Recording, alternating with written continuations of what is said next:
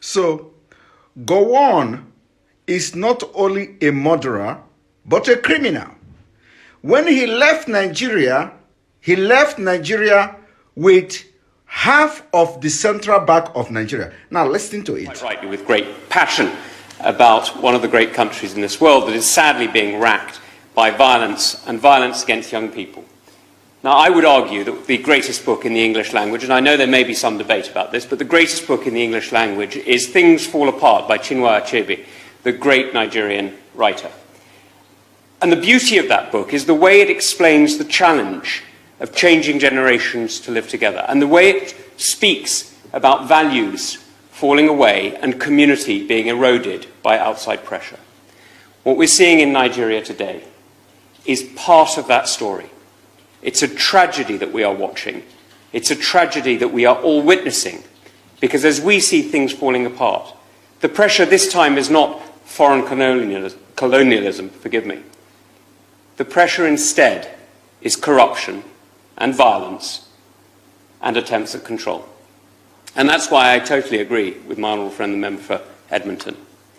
We need to call out the corruption. We need to use the powers that we have in this country to stop those who are profiting from the wealth of that great nation and hiding it here. Now, some people will remember when General Guone left Nigeria with half the central bank, so it is said, and moved to London. We know that today, even now, in this great city of ours, there are, sadly, some people who have taken from the Nigerian people and hidden their ill-gotten gains here. We know that our banks, sadly, have been used for that profit and for that illegal transfer of assets.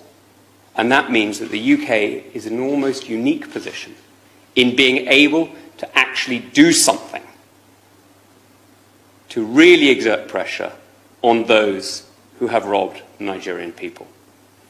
Now, this puts a particular onus on the Minister, and I know my right honourable friend knows it, that using Magnitsky sanctions today. So, the United Kingdom knew that Guone left Nigeria with half of Nigeria's central bank. And today they parade him. He paraded himself as a statesman. He goes to fake meeting. He goes to meeting of past head of state. Abacha loot is being returned because he's dead. Guone. Have you seen it? Nigeria breed criminals. And that is why he said he will always come to say, pray for Nigeria unity. Pray for Nigeria unity, because he, Guone, is not only a murderer, but a criminal. Criminal.